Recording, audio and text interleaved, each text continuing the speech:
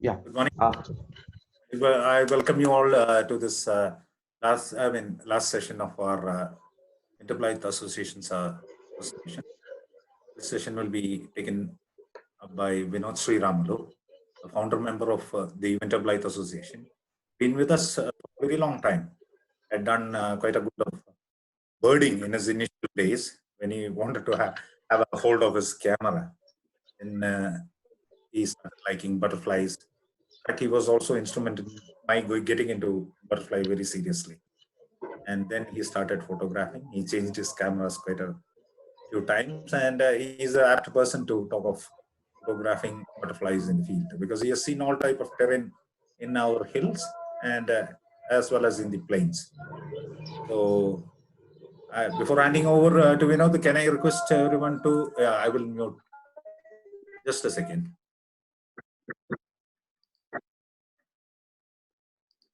Somebody.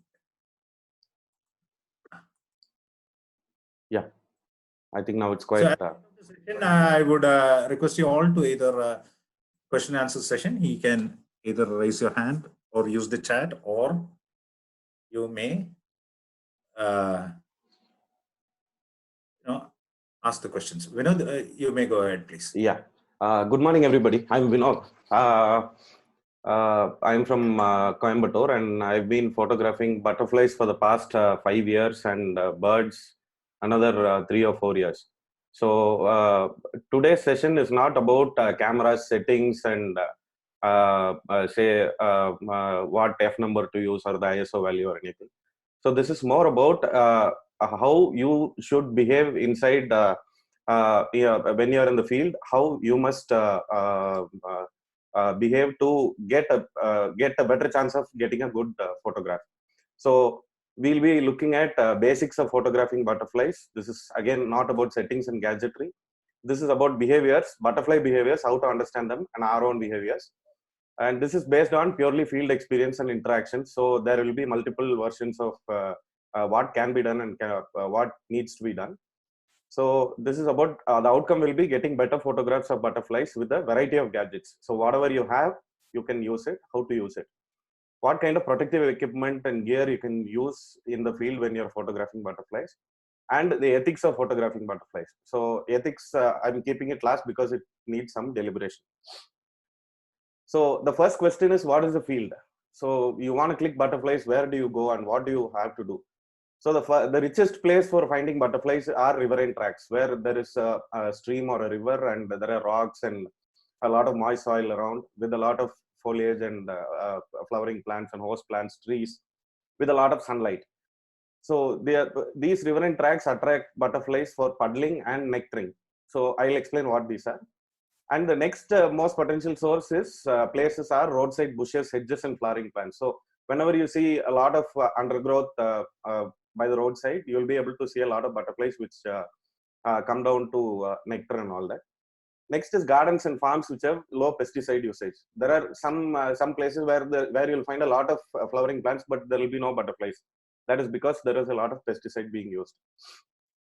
Clearings inside dense forest. So forests typically are shola forests and many other types of forests have very low light inside the foliage, under the foliage. So wherever there is a clearing in between in these forests, you'll have a lot of butterfly activity happening in that particular spot.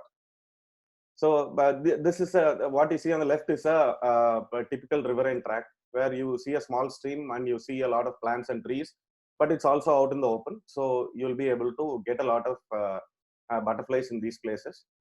And the next one is a roadside flowering. So a typical forest road or any road which has a lot of undergrowth which is happening, like people will think these are weeds, but you will have a lot of host plants and nectaring plants for the most common butterflies here.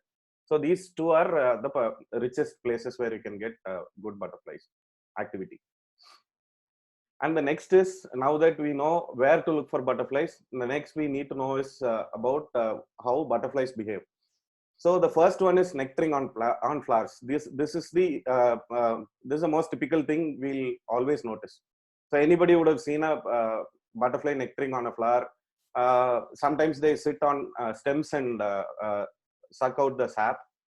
The next one is mud puddling. So mud puddling, say butterflies need alcohols and nutrients, which is available in moist mud. So from moist mud, they suck out the moisture and they squirt it outside. I'll show you pictures of this.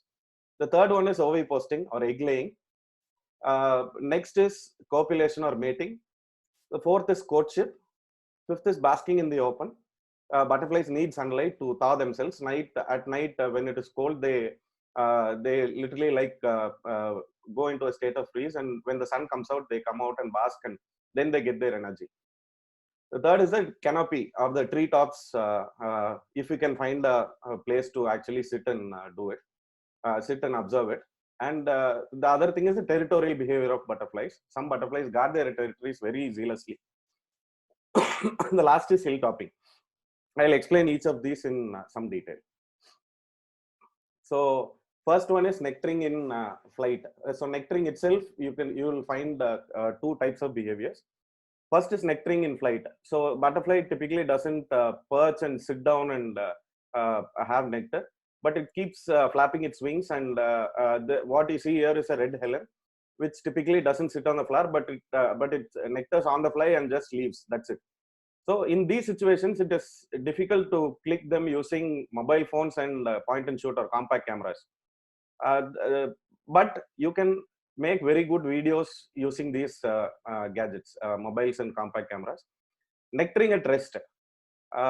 So what you see is a mottled emigrant on the right, so which is resting on the flower. This is typical of most of the butterflies. You can get very close if you can do it without disturbing the butterfly. This is ideal for mobiles and point and shoot or compact cameras. And this is the mud puddling. So this is a typical behavior where butterflies come and suck moist mud and squirt out the nutrients, the spent water. So you can see at the end of the body, you can see a bubble of water which is coming out, and it will keep dripping continuously whenever the butterfly is puddling. So this is a very good opportunity to get very close to the butterflies. As close as 10 centimeters you can go, and still the butterfly will not get disturbed most of the times.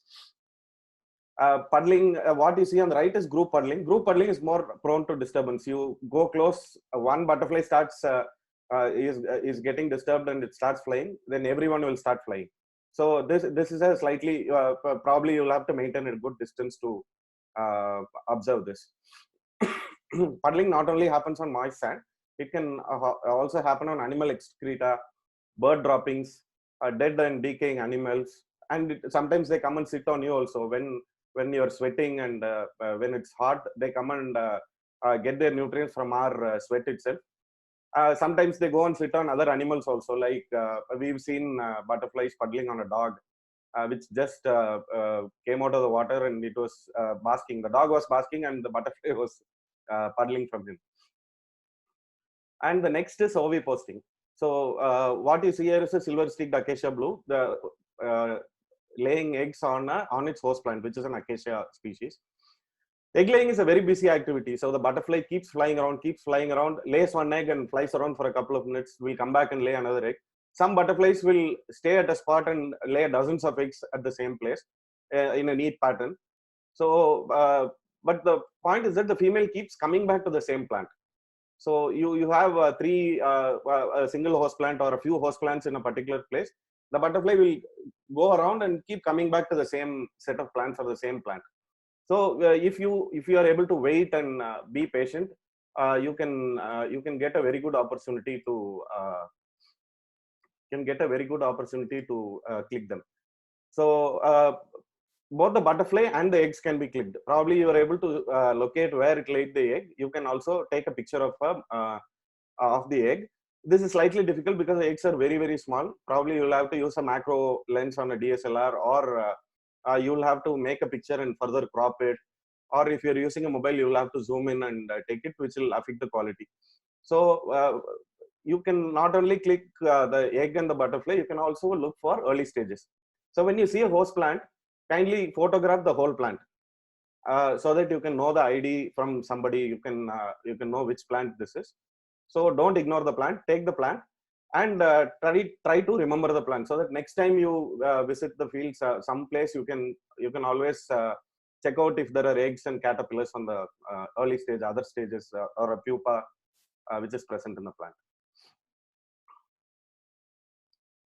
So the next behavior is copulation or mating. Yeah, what you see here is a mating pair of lime blue. This happened on a hedge plant. So butterflies are very, very still at such times.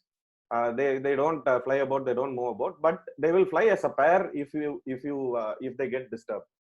So going too near or trying to disturb them is not advisable, as butterflies have a very long copulation period. Sometimes they copulate for even hours or even days. So some experts have observed it doing mating for even days together. So it's better not to disturb them, as it affects their life cycle. And the next one is courtship. So what you see is a couple of common judgeable males pursuing a female. So flight is sometimes restricted to a particular place, a plant or a particular rock or a feature. So this is again a good opportunity to wait and get some flight shots, to get some, the female is more prone to sit. The males will be flying around and the female will be sitting and then trying to fly around. It's a very erratic flight and you cannot predict it. So again, this is a good opportunity to get some shots of rare butterflies, as when they are courting, they're less prone to disturbance. Next one is basking. So as I said, butterflies need sunlight. So early mornings in winters and all, wherever there is sunlight falling on a leaf or something, some butterflies come and open up and just rest there to gain energy. So it happens early in the morning especially, but it can happen throughout the day also, but mornings it is more common. Next one is getting to the canopy. So some butterflies don't come to the ground level unless they want to puddle or lay eggs or something. Otherwise they'll be mostly found in the canopy. So if you can find some place where you can get to the canopy, say you can see myself and Mr. Franklin, our friend, we managed to climb up onto a rock and go and view the canopy in this tree. So there is a lot of flowering happening. There was a lot of butterfly activity also. So we were sitting on this rock and observing. So if you can get to that level, it will be good. Next is territorial behavior. Some butterflies are extremely territorial. Some butterflies are extremely territorial and they'll literally fight with every other butterfly which tries to intrude. So they will keep chasing away these intruders and they'll come back to the same spot. So the aggression is so high that in a matter of few hours, the butterfly will even lose its wings, because it keeps fighting with. Recently, we saw a common tinsel, which is a very beautiful butterfly. So this butterfly kept on chasing away everything, right from wasps to bumblebees to larger butterflies, very large butterflies. This is a smaller one.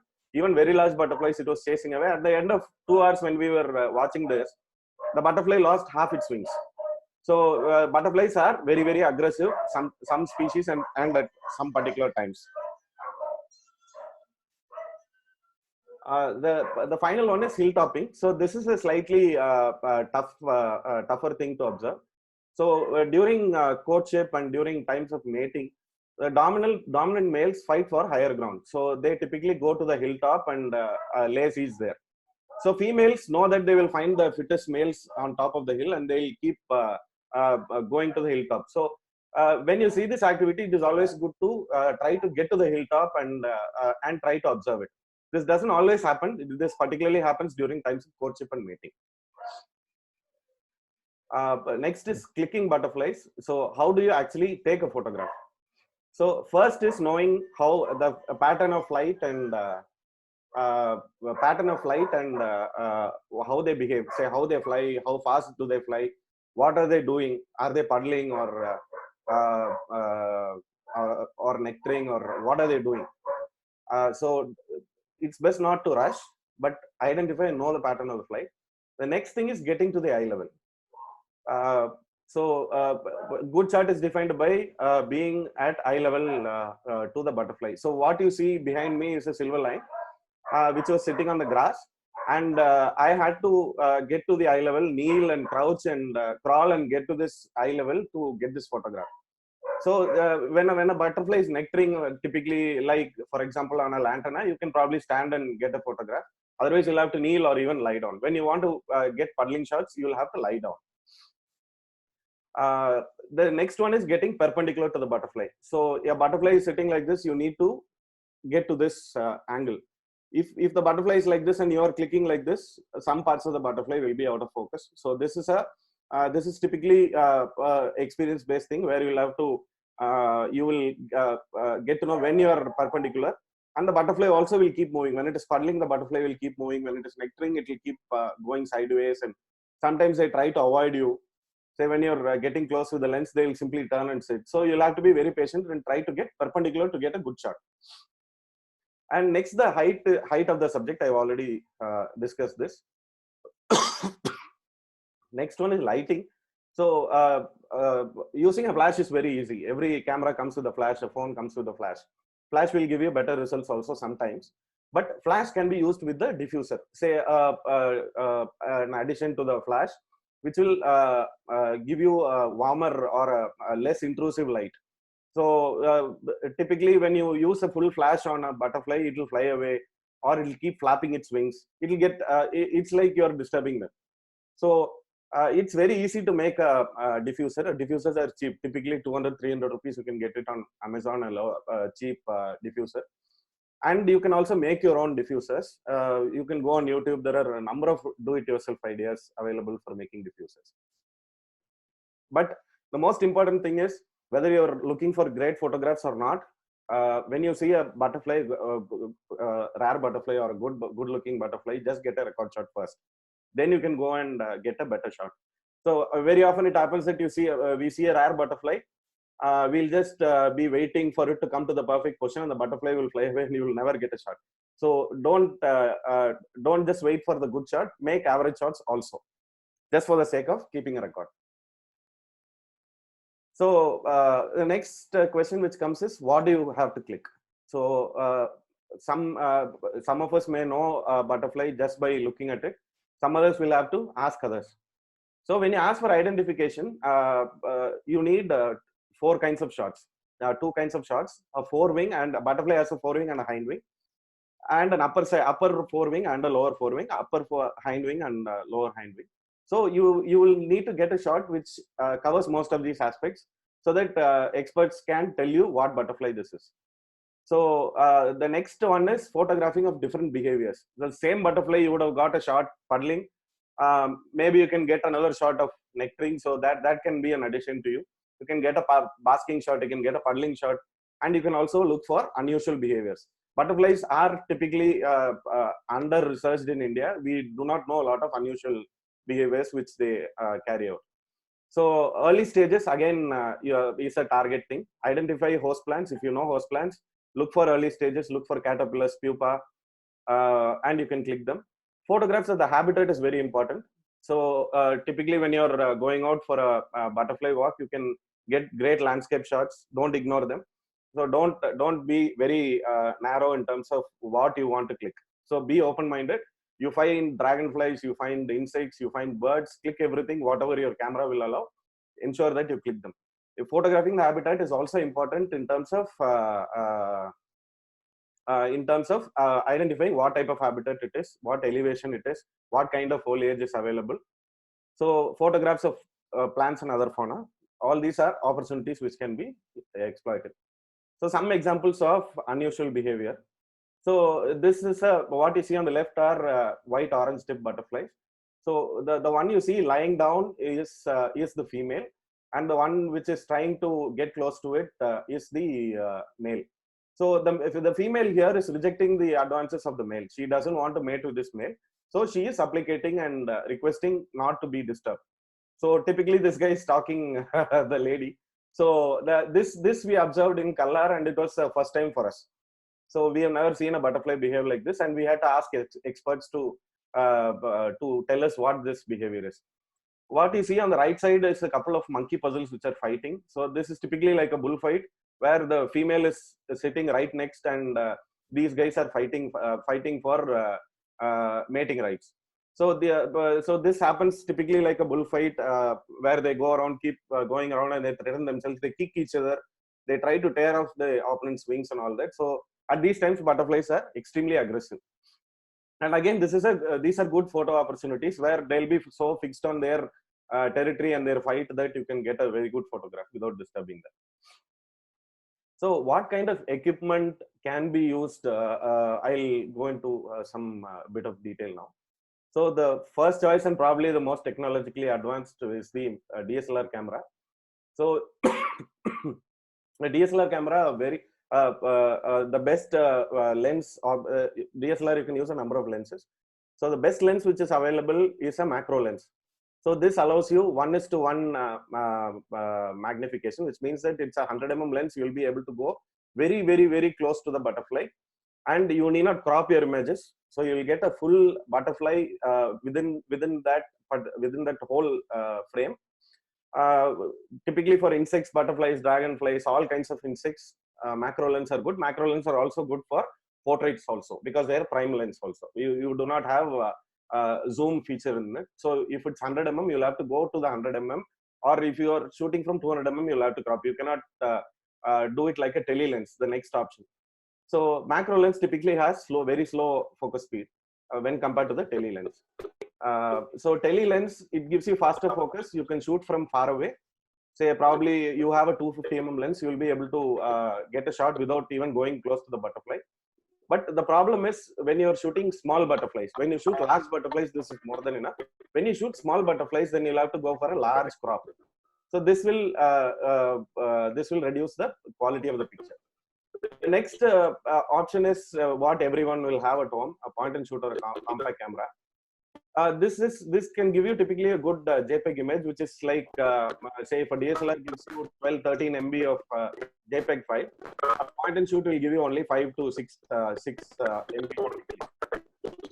So, but you can also zoom in, but it's optical zoom. When you the quality will automatically go down. This is good for butterflies, especially for stationary shots. So the third option is the mobile camera. Everyone has a mobile. Mobiles have become very, very capable now. You can probably buy even attached lenses along, which can be used with mobile cameras. So good for stationary shots. Very good for making instant videos. Even we do a lot of, sometimes we do a lot of videos. When we see a species, we make a video on the field itself and share it instantly to others. So sharing instantly, it's a very, very big plus. You can shoot slow motion videos. You can use any other tools which are available, online tools, to edit them. You can do anything you want right on the mobile and share it instantly. So this is a advantage of mobile camera. So in my field works, I use a DSLR camera with a macro lens and a tele lens on standby. If needed, I'll use it. Then I'll also use a mobile camera extensively. I'll use the mobile camera for landscapes because I do not typically carry a wide angle lens. So I keep shooting the landscapes, any videos which are possible. So these I use my mobile camera. So next is what kind of protective equipment and what kind of caution you should do. So typically butterflies, you will be going in the undergrowth where there are grasses, plants, and a lot of things. So it's always better to wear shoes. So our forest, typically low elevation forests, and even to an extent any forest, we have a lot of problem with ticks. So ticks bite you, and some people develop an allergy. So it's always better to wear shoes and some form of camouflage. Don't wear bright colors, which will show you out in the jungle. Next bit is leech socks. So some forests you go, wet forests, you'll have a lot of leech bites. So better to invest in a leech socks if you are going into these things. Some people are very allergic to leech bites. Some people like me, we don't use leech socks, but it's always better to go with leech socks. Knee and elbow guards, some of us use both of these. When you have to kneel and lie down and shoot, your ankles and your knee will get a considerable amount of strain. Where say when you're lying down on rock or something may prick you and you can injure yourself. So knee and elbow guards are advised. We regularly use it. look out for other animals and reptiles. So so don't get so engrossed with the butterfly that you don't notice a snake which is around, or an elephant which is walking by or something. So be aware, be alert also. It's always better to go with company. Don't go alone. Go with company, so that if there is trouble, you will have some backup. So don't take unknown risks. You don't know a place. Please don't venture out and get stuck somewhere. So this is we've heard of a lot of stories where people got lost, people were hurt because they didn't know a place is dangerous or something. Yeah, so go with some knowledge before you go on a field walk. The last one is the last slide is ethics. So for the layman, catching a butterfly may seem very thrilling or very adventurous and all that. As children, we've all caught butterflies, but teach your children not to handle and hurt butterflies, because butterflies are very fragile. You handle them, they die. So their wings will break off. So it is always better not to touch and handle butterflies. So sometimes butterflies will come and sit on you. Be content with that. So use flash only with the diffuser. We've already discussed this before. Flash disturbs butterflies. Rear butterflies only if you have a host plant. Say you have you want to rear a butterfly, ensure that there is a plant there. Something comes and lays eggs there. You observe it. Do not bring. You go on field walks. You should not bring forest butterflies home. This is because you will not get the feed.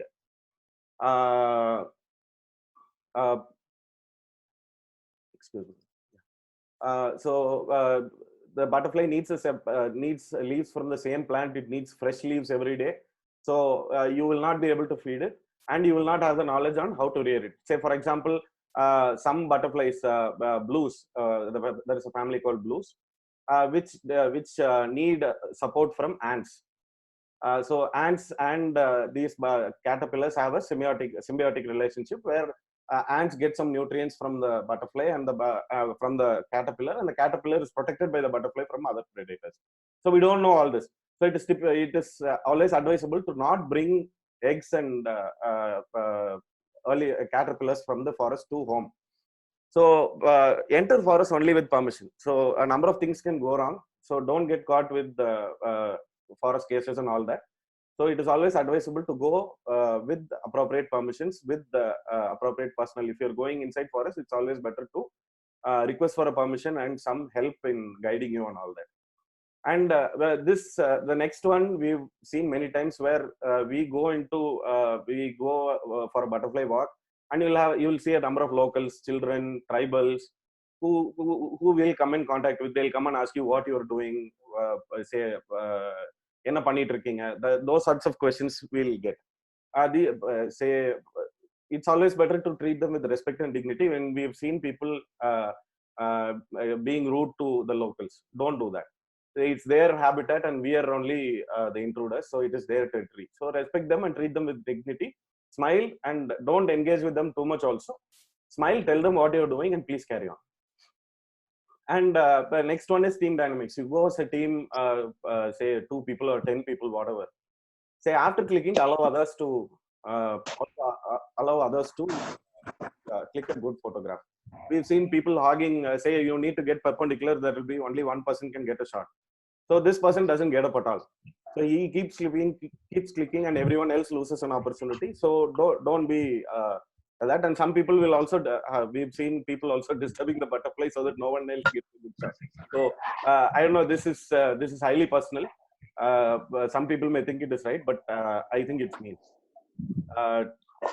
Tell others in the team when a rarity is observed. So when a rarity is observed, first priority is to get a record shot. Just get a shot so that you've recorded it. Then you make a good shot. Then you tell others that a rarity is there. So as a team, it is important that at least one of us gets a record shot or a good shot. So when that is done, please allow others and spread knowledge. Say as much as possible, talk about butterflies and all other forms of nature. Spread knowledge. And when you go to a sensitive location, please don't tell the exact location to everybody, because this will lead to other problems also. So people will start hogging the place. Say the place becomes famous, the habitat becomes affected. We've seen this in a number of cases in the Nilgiris and also in Coimbatore, in every other place. You disclose a sensitive location, the location is finished. The next is post-processing. So today we have a lot of digital tools which are available. You can edit a photo and do anything you want. But do it in such a way that it brings out the true nature of the species and doesn't change the colors or, say, for example, the silver line you see behind me.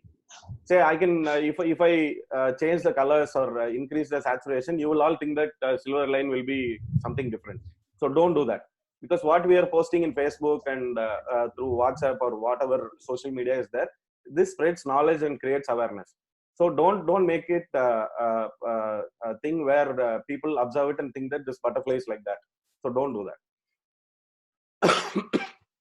When you post in social media, in our group or any other group, be honest in providing where and when this photo was taken. So typically a group will not ask you for geo coordinates or anything. It'll ask you if it was clicked in Nilgiris or in Coimbatore or in some other place. So just give the name of the place and the month or date of the photo. Wrong information. Please don't give wrong information. The final one is the posting in citizen science forums. We are all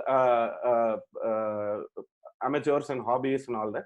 So this was discussed yesterday in detail by Mr. Hanish in our session. So whenever we click a photo and we contribute to a citizen science forum like I found butterflies or iNaturalist or things like that. So this helps in somebody else who's conducting research, and this will also help in understanding when a butterfly can be found. So visit these citizen science forums, learn from them, and you can also contribute. So don't let your images be with yourself, but share it to the wider world so that there will be more knowledge. Thank you. We can take any questions. Thank you, Vinod. Thank you. Yeah. You can,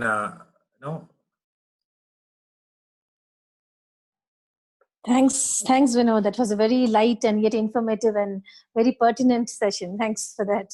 Thank you. Thank you. Any questions you can take?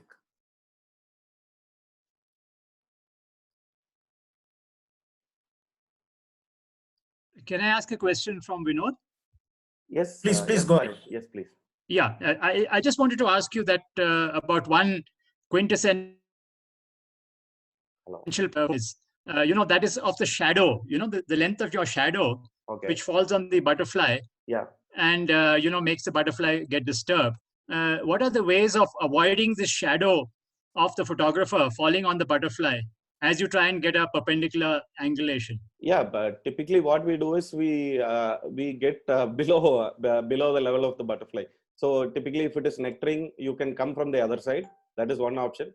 The other option is to say probably behave in a way that you approach the butterfly, get close, and then allow the shadow to fall on the butterfly, so that you have a few seconds to click it. So that can be another option. Thank you.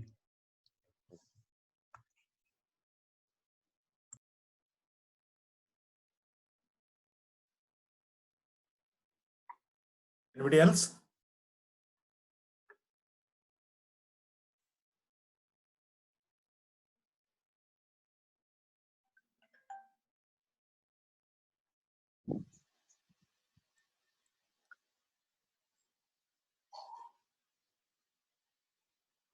I think we can call it day, Manoj sir. Yes. Yeah. Sharda, can we close this? Yes, Vinod. I think if there's no other questions, we can close this. I would like to take this opportunity again to really heartily thank the Winterblood Association for running us with these 4 sessions over this weekend. I think those who joined found it really interesting, informative, and useful. We hope to continue with some of these, share these, maybe have other sessions as we go along, and hopefully develop the right ethics to do what we do in the field. Yeah, I think that's very important, wherever we are, whatever we do. Thank you to the Winterblood Association. Thank you, Sharda. And all who managed to join us over this weekend. Thank you. Yeah. Exactly. Thank you. Thank you. Thank you, Vinod. Thank you, Vinod.